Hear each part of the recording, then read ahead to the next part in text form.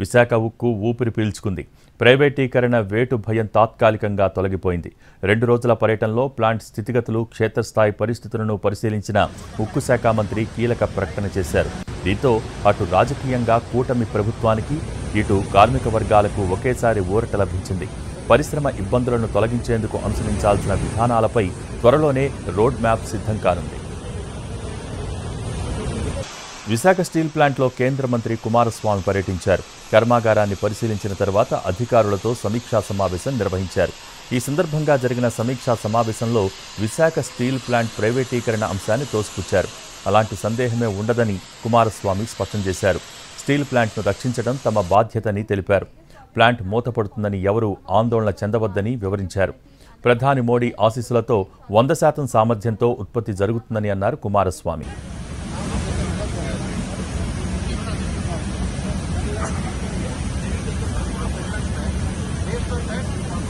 Visakha steel plant ప్రైవేటీకరణ కాకుండా చూసే బాధ్యత తమపై ఉందన్నారు ముఖ్యమంత్రి చంద్రబాబు.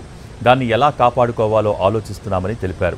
వైసీపీ నేతలు అబద్ధాలు ప్రచారం చేస్తున్నారని బాబు మండిపడ్డారు.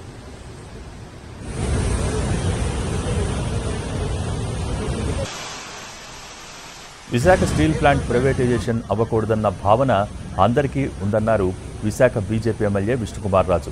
కేంద్ర మంత్రి కుమారస్వామిని కలిసేందుకు స్టీల్ ప్లాంట్ అడ్మిన్ బ్లాక్కు వచ్చారాయన. ఆంధ్రప్రదేశ్ బీజేపీ తరపున ఎట్టి పరిస్థితుల్లో ప్రైవేటైజేషన్ అవ్వకుండా స్టీల్ ప్లాంట్కు మంచి భవిష్యత్తు ఉండేటట్టు చూడవలసిందిగా కోరామని చెప్పారు. ఈ క్రమంలో విశాఖ స్టీల్ ప్లాంట్ భూ నిర్వాసితులు కేంద్ర మంత్రి కుమారస్వామిని కలిశారు.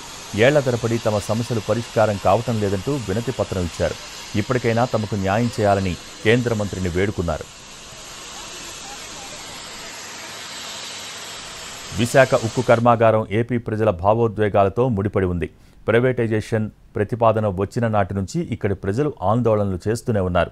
ముఖ్యంగా ప్లాంట్ కార్మికులు తీవ్రస్థాయిలో నిరసన వ్యక్తం చేస్తున్నారు. ఈ క్రమంలో రాష్ట్రంతో పాటు కేంద్రంలోనూ రాజకీయ సమీకరణాలు మారిపోయాయి. ఎన్నికల ముందు వరకు ప్రైవేటీకరణపై ఏదో మూల అనుమానం ఉండేది.